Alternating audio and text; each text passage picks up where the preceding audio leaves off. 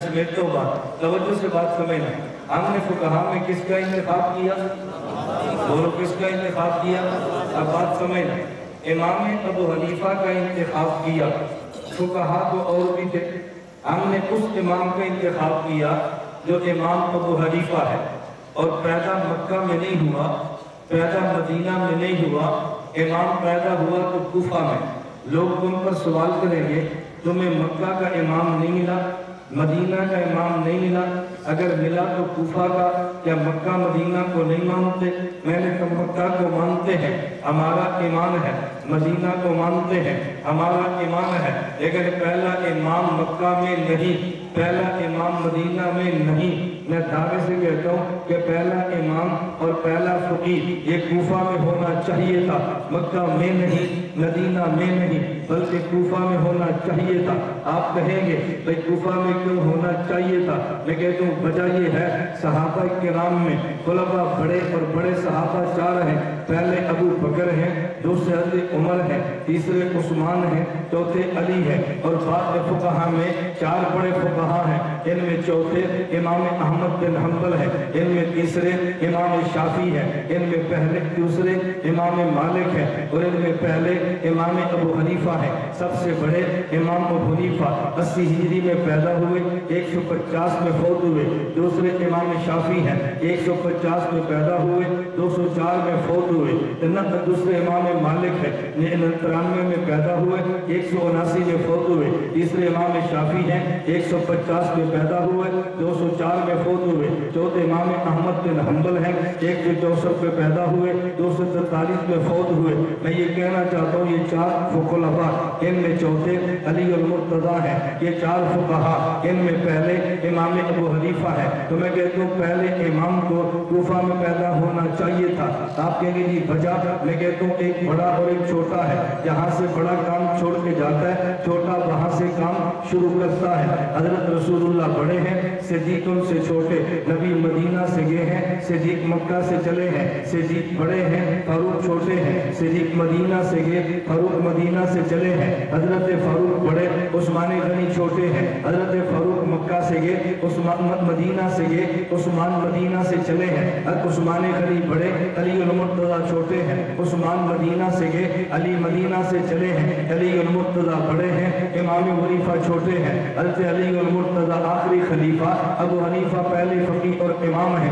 اگر آخری خلیفہ مکہ سے جاتا تو پہلا امام مکہ میں آتا، اگر آخری خلیفہ مدینہ سے جاتا تو پہلا امام مدینہ میں آتا. کیونکہ آخری خلیفہ یہ کوفہ سے گیا ہے تو پہلے امام نے وہاں آنا تھا جہاں سے آخری نے جانا تھا.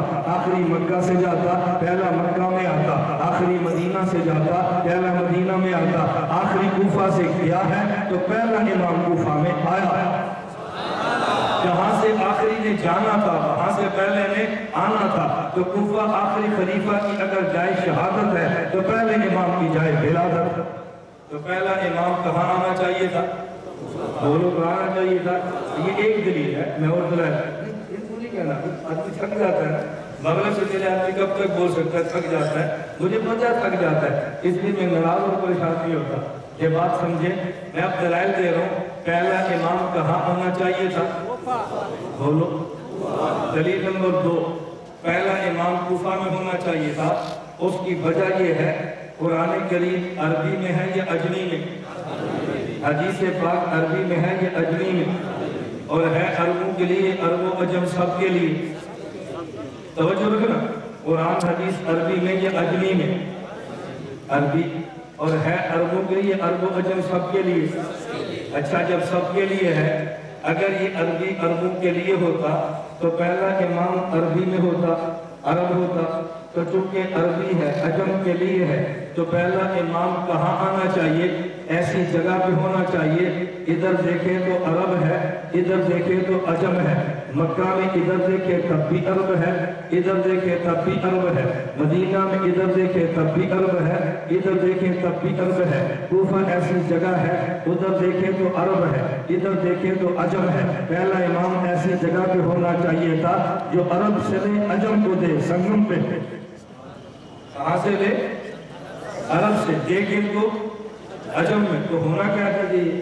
संगम में, ऐसी जगह पे इधर अरब हो उधर अजम हो। ये मक्का मदीना नहीं है, ये कूफा है।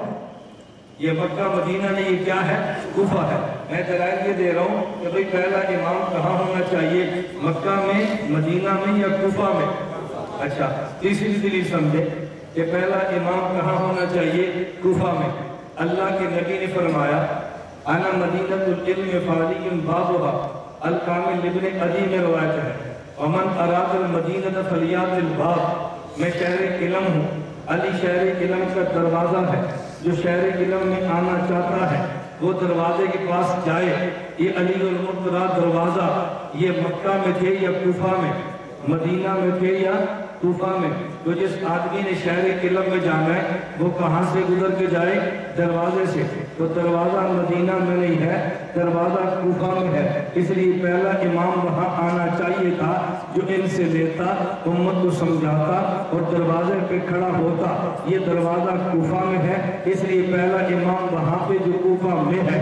हमें लोग कभी ये बात कहते हैं भाई तुम डायरेक्ट मदीना नहीं आते, तुम वाया कूफा आते हो। मैंने कहा इसलिए कि हम बाअदब है, हमें नबी ने दर्स दिया है, कहा जी बाअदब है। मैंने कहा जी हाँ, इमाम ऐलान करता है जो सफ़े अव्वल में नमाज पढ़े बड़ा सवाब मिलता है। नमाजी दो किस्म के हैं, एक दरवाज़ा फैला के जाता है, एक दरवाजे से गुजर के जाता है। दरवाजे से गुजर के जाने वाला ये बाअदब है, दरवाज़ा फैला के जाने वाला ये बेअदब है। तो जो डायरेक्ट जाए वो बेअदब है, पाया कूफा जाए बाअदब है। अल्लाह के नबी ने फरमाया मैं शहर इल्म हूँ, अली शहर इल्म का दरवाज़ा है, दरवाज़ा फैला के जाए बेअदब है, दरवाजे से गुजर के जाए बाअदब है। इमाम बुखारी मदीना जाते हैं लेकिन वाया कूफा जाते हैं, वो बाअदब थे। डायरेक्ट मदीना नहीं, वाया कूफा जाते। डायरेक्ट मदीना या वाया कूफा? बोलो। इस पे दलाइल तो कही है, मैं एक दलील सुनाता हूँ जो आप हर खत्म बुखारी की सुनते हैं और इस पर शायद तवज्जो नहीं देते। आखिरी हदीस इमाम बुखारी की कौन सी है?